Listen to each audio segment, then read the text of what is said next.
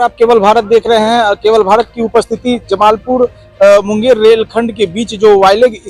है वहां है। और यहां पर जो रेलवे का सबसे बड़ा जो है अभी जो एक जो ट्रेन दुर्घटना हुई है, हालांकि ये मॉक ड्रिल के माध्यम से लोगों को बताने का काम करने की रेल जो है कितना जो है एक्टिव है। कभी जो रेल पर अगर दुर्घटना होती है ट्रेन, तो उसको किस तरह जो है हम उस स्थल पर जाकर उस विधि व्यवस्था को कैसे बहाल कर सके और रेल के परिचालन को कैसे तुरंत बहाल कर सके, इसको लेकर यहाँ पर मॉक ड्रिल होना है। डीआरएम मनीष गुप्ता यहाँ आ गए और कमांडेंट भी है मालदा से यहाँ आए और ये सारे टीम है एनडीआरएफ की टीम के साथ जो है यहाँ मॉक ड्रिल का सीधा जो है नजारा देखा जाएगा कि इस मॉक ड्रिल करने के पीछे बस एक ही उद्देश्य है कि रेल के अधिकारी हो या कर्मचारी हो कितना जो गंभीर होते हैं। हम दिखा देंगे इस मॉक ड्रिल के पहले एक बॉगी को एक दुर्घटना हो गई है। इस बॉगी दुर्घटना होने के बाद जो है एक बॉगी के दूसरे बॉगी पर चढ़ाया गया है और 140 टन डीजल हाइड्रोलिक क्रेन का इस्तेमाल यहाँ पर किया गया है। और जो ये क्रेन भी जो है जमालपुर कारखाने में बनता है और यह क्रेन की खासियत है कि यह क्रेन सिर्फ जमालपुर में ही निर्माण होता है और यहीं से पूरे भारतीय रेल में देश विदेश में जाया जाता है। देखिए हम वो नज़ारा दिखा सकते हैं कि जो दुर्घटना ट्रेन हुई है मॉक ड्रिल के, बार बार हम बता रहे हैं ये सिर्फ जो है एक उदाहरण प्रस्तुत किया गया है कि हम मॉक दुर्घटना के समय अधिकारी कितना जो है गंभीर होते हैं, कर्मचारी कितना गंभीर, एआरटी यान कितना गंभीर होते हैं कि कितना जल्दी से जल्दी परिचालन व्यवस्था को बहाल किया जाए, वो दिखाने का काम यहाँ पर डीआरएम ने जो कर कहा है कि ये जो है अब जो है ठंड का मौसम है, ठंड में जो कोहरे की स्थिति होगी उसमें जो है दुर्घटना अगर होती है तो इसको दुर्घटना को कितना जल्दी रिकवर रेल प्रशासन करती है, इसको लेकर ये मॉक ड्रिल किया गया है। और हम सारे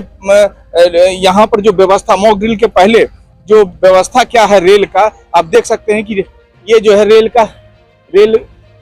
जो है एक बॉगी है जो दूसरे बॉगी पर दिखा दे दूसरे बॉगी पर चढ़ा हुआ है और उसको जो बॉगी को नियंत्रण करने को लेकर जो है 140 टन डीजल हाइड्रोलिक क्रेन लगा हुआ है। अब आगे चल के हम दिखाते हैं कि मतलब आज के इस मॉक ड्रिल में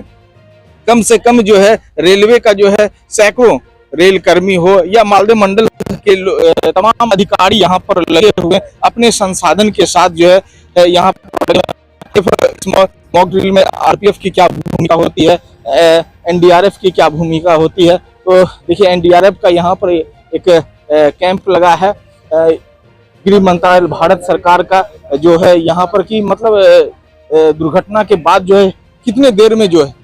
परिचालन व्यवस्था चालू हो जाता है। इसमें एनडीआरएफ की क्या भूमिका, कुछ बता सकेंगे सर क्या ये क्या है मंत्रालय? ये एक्चुअली मेडिकल असिस्टेंस का बूथ है।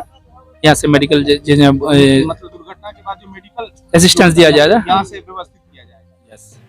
देखिए दुर्घटना के बाद एक मेडिकल कैंप लगाया जाता है और अगर कोई कैजुअल्टी होती है तो उस बॉडी को कैसे कहाँ रखा जाए, उसकी कैसे इलाज किया जाए, बॉडी को कैसे डिस्पोजल किया जाए, अगर कोई मृत हो गए दुर्घटना में उसको कहाँ रखा जाए और जो घायल हो गए तो उसको जो है स्ट्रेचर के माध्यम से कैसे जो है व्यवस्थित किया जाए, इसको लेकर देखिए एक जो है पुतला नुमा एक ये डेड बॉडी सेंटर को यहाँ पर बनाया गया है। हेल्पलाइन होगा, आरपीएफ का एक पोस्ट होगा सिक्योरिटी का, क्योंकि ये दुर्घटना के बाद जो है आरपीएफ की सुरक्षा की व्यवस्था होती है। तो ये सुरक्षा को लेकर यहाँ पर तरह तरह के जो है कैंप बनाए गए, आम लोगों को इससे जो है यात्रियों को कैसे इसको जो है फायदा हो सके। और देखिए यूनिवर्सल कमांडर सेंटर ये है क्या है, हम सभी बिंदुओं पर बात करें, लोकल कमांडर सेंटर का भी यहाँ पर है और जो है ये हेल्पलाइन शायद ये होगा, हेल्पलाइन सेंटर बनाया गया है। अब थोड़ी देर के बाद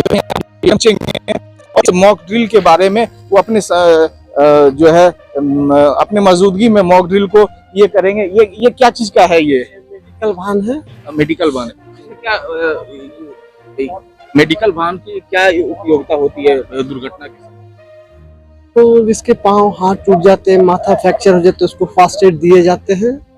और ज्यादा जो सीरियस हो जाते हैं उसको हॉस्पिटलाइज किया जाता है। देखिए मेडिकल और क्या क्या इस मॉक ड्रिल जो हो रहा है, यहाँ पर क्या क्या रेलवे की क्या व्यवस्था है वो देखा जाएगा आज। हालांकि ये मॉक ड्रिल तो हो रहा है तो सभी को पता है पूर्व से, लेकिन ये मॉक ड्रिल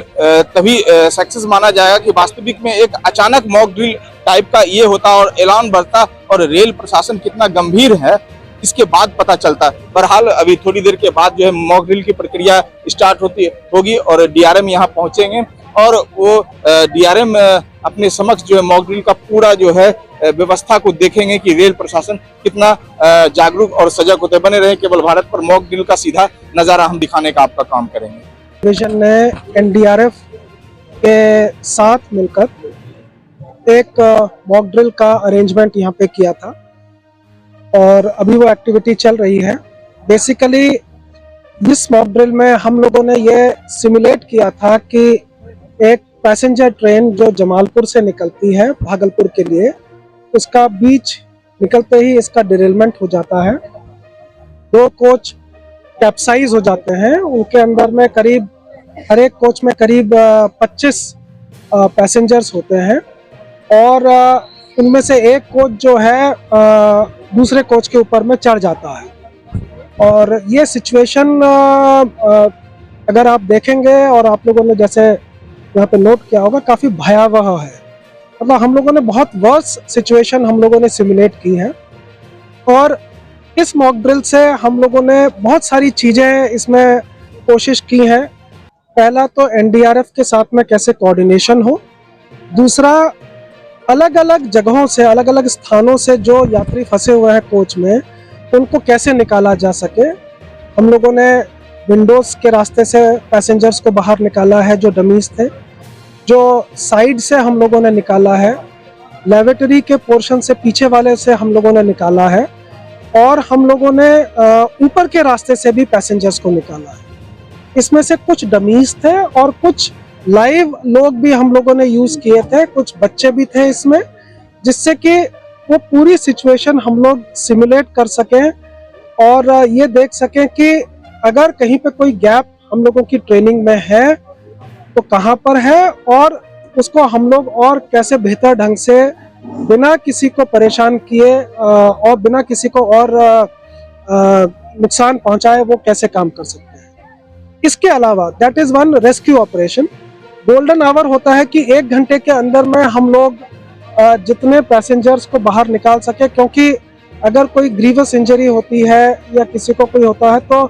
नियमतः यह रूल है कि 1 घंटे के अंदर में हमको उनको निकाल लेना है और रिक्विजिट मेडिकल मालूम होना चाहिए कि वहाँ पर कैसे हम लोगों का जो यात्री हैं उनकी देखभाल कर सके हम लोग। साथ में जो सपोर्ट सिस्टम है, आरपीएफ स्टाफ है, जो हम लोगों के डॉक्टर्स हैं, कमर्शियल स्टाफ है, पर्सनल है, उनकी भी बहुत सारी ड्यूटीज़ होती हैं कि जो पैसेंजर बच गए हैं उनको वापस अपने स्थान पर, जो लोग जाना चाहते हैं गंतव्य स्थान पर, कैसा भेजा जाए। क्या हम लोग रोड के रास्ते से उनको भेजें या उनके लिए कोई स्पेशल ट्रेन हम लोग चलाएं। जो उन लोगों के लिए पास की व्यवस्था की जाती है, जो लोग उनके रिलेटिव्स आ गए हैं उनके लिए पास की व्यवस्था की जाती है। कंपनसेशन वगैरह कैसे दिया जाए, अगर रिलेटिव्स की कुछ ग्रीवांसेस वगैरह हैं उनको हम कैसे दूर करें। तो ये सब पहलुओं को हम लोग ध्यान में रखते हुए ये सब एक्टिविटी हम लोगों ने आज की है।